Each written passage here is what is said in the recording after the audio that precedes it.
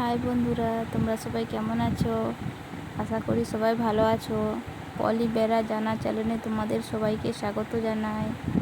তোমরা সবাই কি করছো? আজকের ব্লগটা আমি সকাল থেকে শুরু করছি। আমার স্নান করা হয়ে গেছে, এরপরে আমি রান্না চাপিয়ে দিয়েছি। আমার ভাত হয়ে গেছে, এরপরে আমি তরকারি করছি, যে ডিম ভাজছি।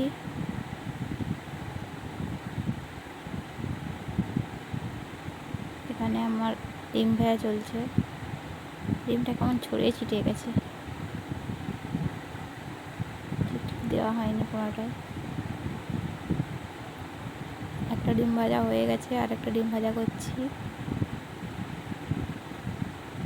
এখানে আমি করব ডিমের চচ্চড়ি।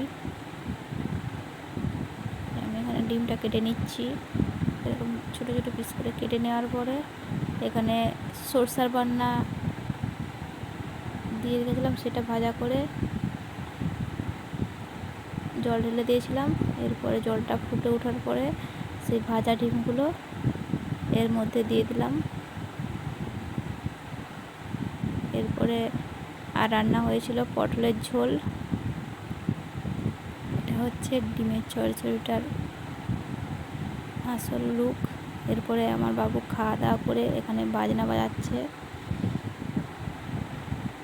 ও বাবার মন্দির গিয়েছিল দশকুন্ডু, ওখান থেকে একটা ঢাক কিনে এনেছিল, সে ঢাকটা বাজাচ্ছে।